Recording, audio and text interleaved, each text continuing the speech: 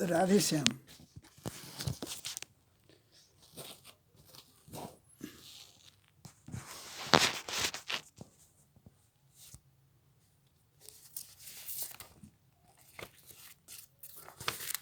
अब यो कविता वाचनको क्रम चलिरहेको छ।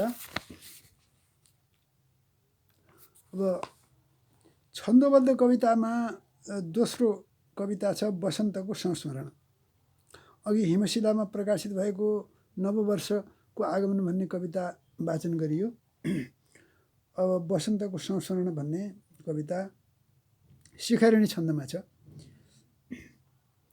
हिमालयको दृश्य निकट पनि शोभा अति दिने, रविको रश्मिले मृदुल लतिका झलमल हुने, थियो रम्य ठाउँ वनतरु बिचैमा तृणली, झिके ताना कोइली अति गर्दै चुरीफुरी, वसन्तको शोभा अति चहकिलो देखिन गयो, लता वृक्षै सबमा रमणीय नयाँ जीवन भयो, नदी कलकल गर्ने तलतिर रही रम्य वनमा, भयो त्यो दृश्यले पथिक सबको हर्ष मनमा, यही स्वर्गै हो बा अमर पुर्यबा रम्य नगरी, उमा शङ्कर बस्ने शिवपुरी भनौँ या सुख करी, मनैमा यो रम्दै मनैमा यो गम्दै पथिक विचरो मोहित भयो, बिताउँ यही स्थलमा रहिकन सदा जीवन अहो। 2033 सालमा रचना गरिएको थियो। अब यो भर्खर बिएड पढ्दाखेरि अब अहिले चाहिँ यसलाई परिमार्जन गर्नुपर्ने हुन्छ।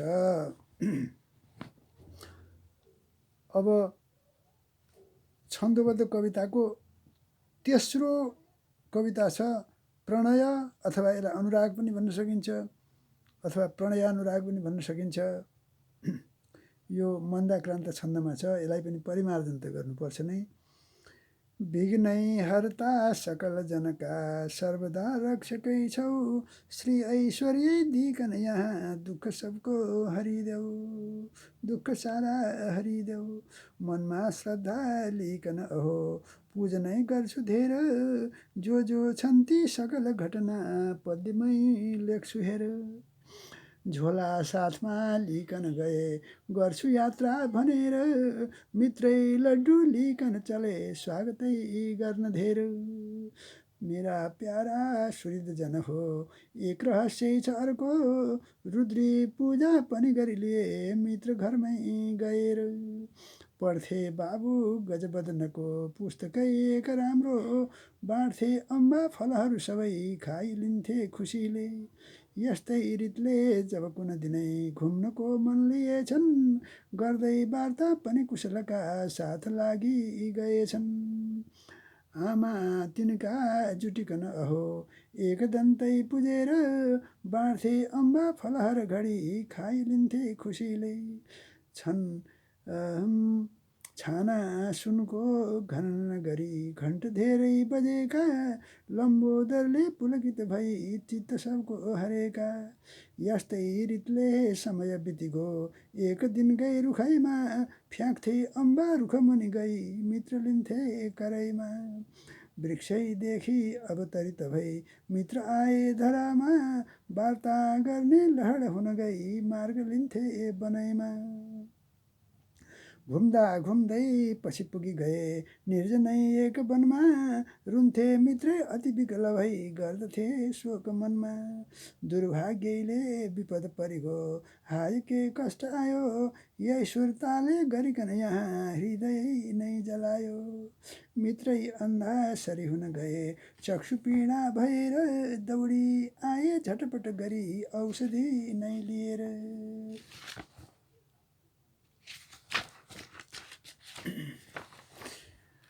यस्तै रीतले दिन बिति गए घुम्नको मन लिएछन्, गर्दै वार्ता सब कुशलका साथ लागि गएछन्, स्वप्नमा थे झलमल रवि स्वप्नामाथे झलमल रवि दिव्य त्यो कान्ति छर्दै दर्शन गर्ने भनिकन गए कृष्ण मन्दिर चाहर्दै वृद्धा भक्तै प्रकटित भइन् हातमाली अपुङ्गै बाणिन् तिनका दुई करमा ल्याउ यो प्रीति गर्दै घुम्दा घुम्दै सकल बनत्यो मित्र घरमै गएर बाबु आई फलत पनि दिए हातमा खुस भएर कहिले साथमा रहिकन अहो रम्य वार्ता ती गर्थे कहिले साथमा रहिकन अहो धेर संवाद गर्थे आपद पर्दा धुर धुर रुँदै दुखितै फेरि हुन्थे के आश्चर्य दिन दिन अहो नित्य घटना भएका यसको मतलब बुझ्यौँ भने उत्सुकै ती रहेका आशा गर्दै अतुल मनमा उत्तरै प्राप्त गर्ने पद्यै तिनले पनि रचिदिए मित्रको चित्त हर्ने पद्यै नौलो पनि रचिदिए मित्रको चित्त हर्ने। रचना समय 2034 साल बिएड पढ्दाकै अनुभव रहेछ यो पनि। अब चौथो नारीको विलाप नारीको जात कस्तो शीर्षक ब्राह्मणका कुलमा जन्म हुन गयो बिहे उमेरमै भयो व्यर्थै जीवन यो गयो शिव हरे मर्नु न बाँच्नु भयो स्वामी निष्ठुर भई बिहे गरिले धोका बहुतै भयो कस्तो कर्म गरेछु पूर्व जुनीमा सो भोग्नु अहिले पर्यो छोरी धेर भए म बस्छु अदना रक्षा तिनैको गरी बाँच्नु पर्दछ यो घडी गरौँ कसो आपद विपदमा परी दुब्ली निर्बली मछु तर पनि ती सन्तति खातिर बाँच्नु पर्छ कमाइका भर परी हा कष्ट चारैतिर दोस्रो विवाह गरिलेऊ दुहिता मिलाई पाल्छौँ यहाँ सकलले अति स्नेह राखी बन्धन छ यो सब यही अहिले छुटाऊ चिन्ता जति छ मनमा सब त्यो हटाऊ नभई पनि नहुने नारीको जात कस्तो विधि विपरीत भएको दुर्दशा आज यस्तो हर पल पल सुर्ता कष्टमाथि परेकी पति निठुर हुनाले दुःख धेरै सहेगी। रचना समय 2035 साल। अब अर्को पाँचौं कविता छ विजयादशमी। यो शिखरिणी छन्दमा छ। हराए थियो वर्षा जलधि भवमा निर्मल भए निशा हाँस्दै आइन् झलमल शशी देखिन गए भ्रमर भू भू गर्छन् मृदुल लतिकामा कुसुमको अहो त्यो दृश्यले मन पनि भयो शान्त जनको सडक गाउँ बस्ती सबतिर सफा सुन्दर भयो नयाँ उत्साहीले सकल भय सुर्ता हटि गयो विदेशै वा अन्तै कहीँतिर रहेका जन पनि सबै घरमा जुड्छन् समय विजयाको शुभ भनी भवानीका मन्दिर घनन भए घण्ट ध्वनिले गरे पूजा सबले जगत जननी पूर्ण विधिले कतै भेडा बोका बलिदिन भनी मन्दिरमा लगी ती अर्पण छन् सब भगवतीका चरणमा उता काली जिब्रो लप लप निकालिकन रहिन् बलिदिन्छन् सबले रगत लिन ती तत्पर भइन् रमाई दुष्टैको वधपछि सदा भक्त जनमा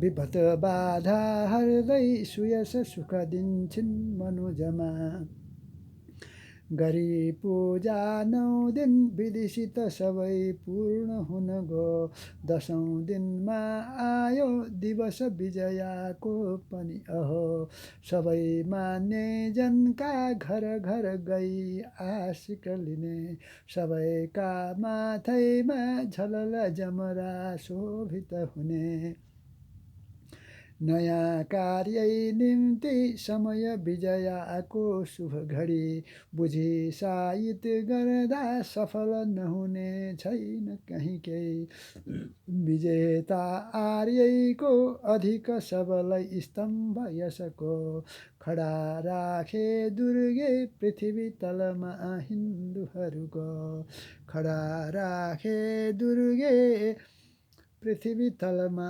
हिन्दूहरूको। अब यो रचना समय 2035 साल।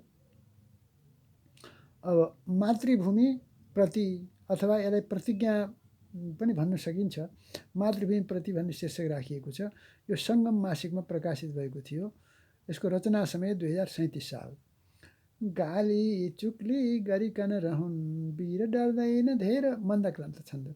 गाली चुक्ली गरिकन रहन् वीर डर्दैन धेर खोक्रो नारा दिकन अहो शक्ति मर्दैन हेर हल्ला दङ्गा गरिकन यहाँ गर्व तोडिन्न हाम्रो हामी नै हौँ नयाँ युगका वीरताका निशान हाम्रै कन्धा उपर युगको भार आयो घुमेर आयो नौलो लहर अहिले हट्छ यो अन्धकार आभा छर्दै रवि गगनमा निस्किए भो प्रकाश जागौँ हामी अब अघि बढौँ घोर सन्ताप नाश गर्दैनौँ भो कलह अहिले जोर दङ्गा मचाई गर्छौँ सेवा स्वजन सबको नित्य हामी रमाई हाम्रो झन्डा अति चहकिलो शान्तिको यो मसाल चढ्दै उच्च हिम शिखरमा फरफराउँ विशाल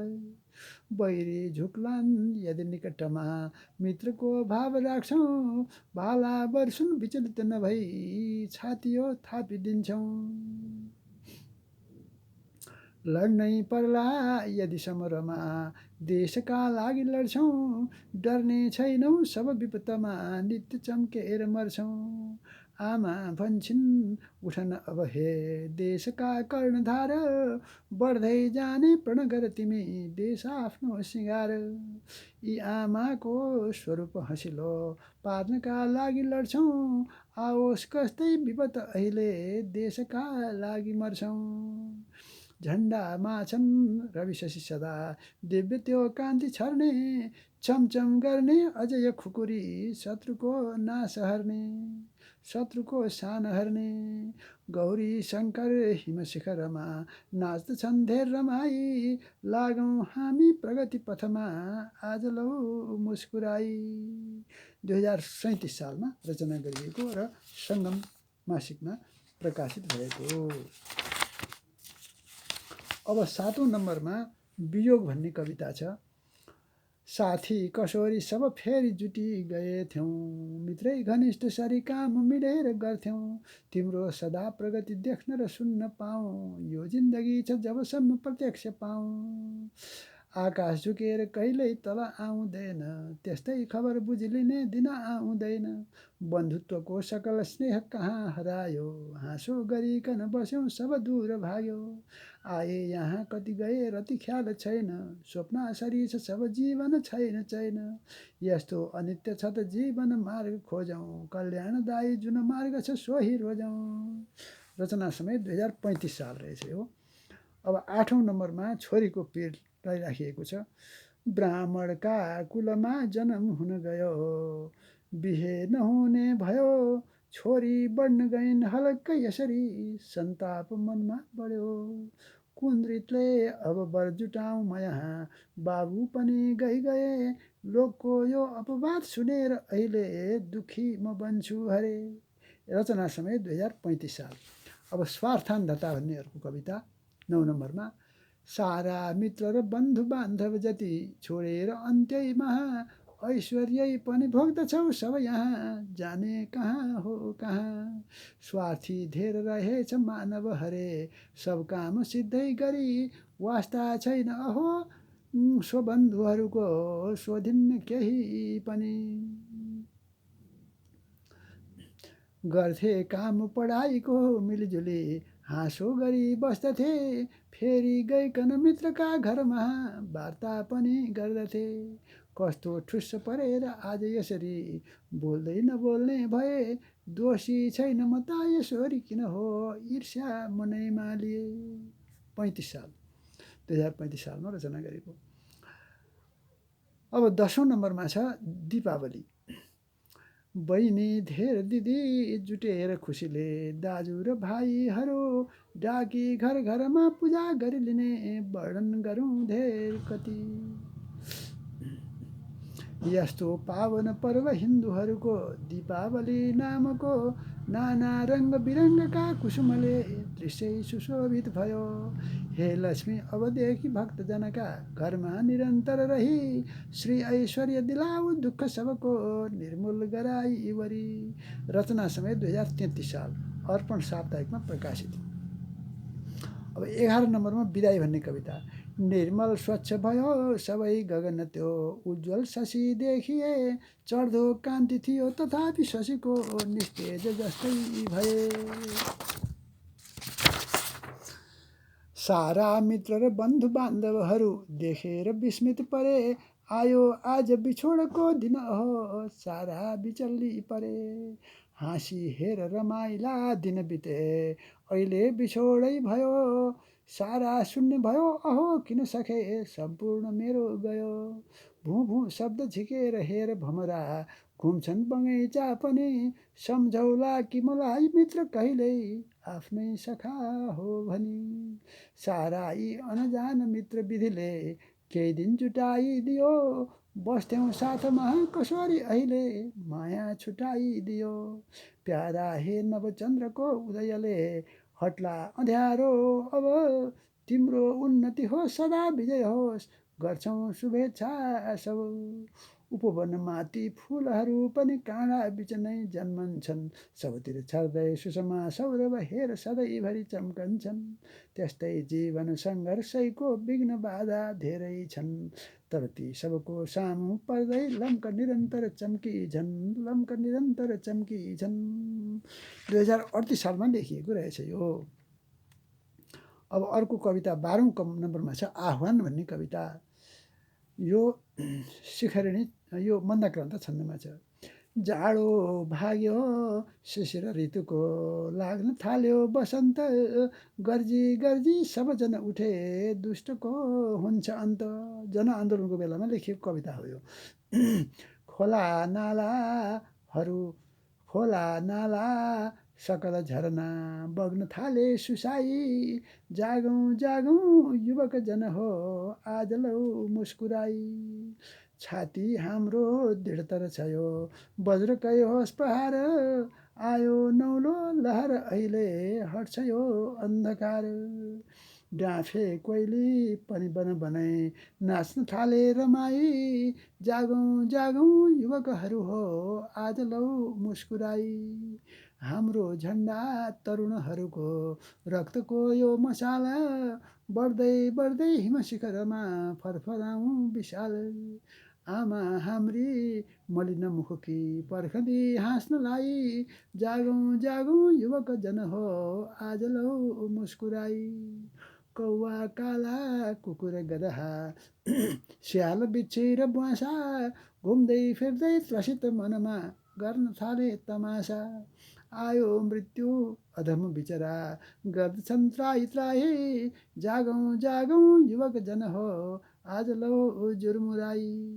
रचना समय 2046 साल यो अक्षर साप्ताहिक वर्ष 9 अङ्क 16 मा प्रकाशित। अब अर्को 13औं नम्बरमा छ प्रणयिनी नामको कविता। 1 नम्बर के अरे यो 13औं नम्बरको कविता। शरद ऋतु उदायो चन्द्रको कान्ति छायो मलय पवन चल्दा मेघमाला बिलायो। मालिनी छन्दमा छ। गमक गमक बास्ना छोड्दथ्यो गन्धराज प्रणय गिरी सुताको भइगयो नागपास। नटखट अति गर्दी मित्रको चित्त हर्दी नवमृग नयनीले गानको तान भर्दी। सुरलय अदनाको कोइली कण्ठ जान तन नयन ठम्याई अप्सरा तुल्यमान। न त मृग नयनाती किन्नरी वा परी हुन् अघटित घटनाको दृश्यको कोर्न सक्लान्। झटपट अघि आई रूप सौन्दर्य त्यागिन् अभयसँग सखामा मोहको जाल पारिन् निस्दिन स्तुति गाई ईशको ध्यान गर्थिन् झनन झनन वीणा गानको तान भर्थिन् रसिक नयन पारी अश्रुधारा बहाई स्तवन दिनहुँ गर्थिन् लोक कल्याणकारी मृदुल तरुलतामा कोइली कण्ठ खोली सुरलयसित रम्दै हाल्न थाले सुशेली नियति अति रमाई दृश्य त्यो हेर्न थाल्यो पथिक पनि खुसीले वन्दना गर्न लाग्यो। रचना समय 2052 साल। यो प्राध्यापन गर्न थालिसकेपछि कसैले मलाई अहिलेसम्मका कवितामा कुन रोज्छौ बाबु भन्यो भने म यही कविता रोज्दछु। मालिनी छन्दमा छ यो प्रणयिनी यो कवितालाई म रोज्दछु।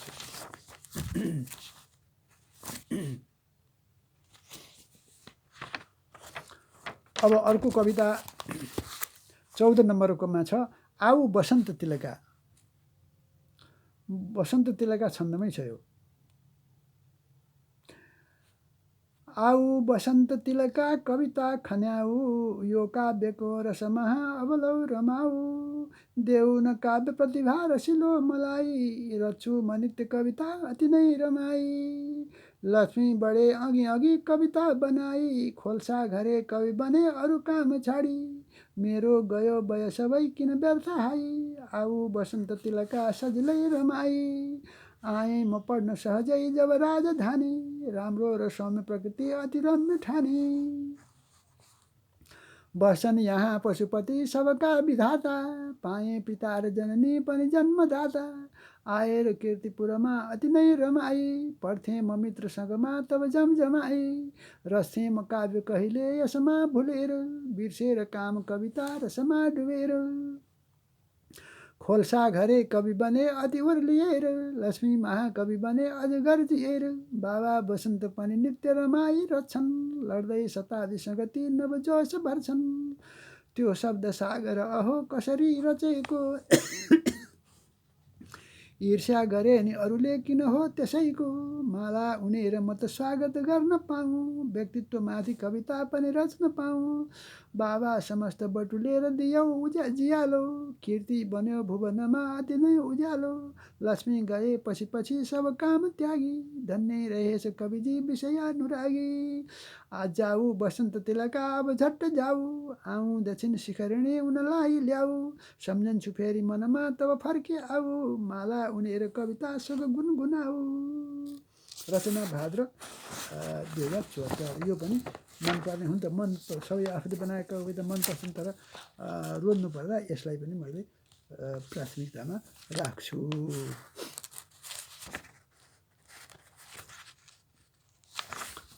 अब अहिले यो अब पद्य कवितालाई यहीँ विश्राम गरौँ यति नै छन् अहिले। अब पछि रचना गर्न सकिएको भने थपौँला। अब आध्यात्मिक कवितामा केही छन् अब यिनी चाहिँ नि अहिले यही नै विश्राम गरौँ यस खण्डमा। अब अर्को खण्डमा गद्य कविता प्रस्तुत गरौँला। जय जय श्री राधेश्याम। जय नेपाल।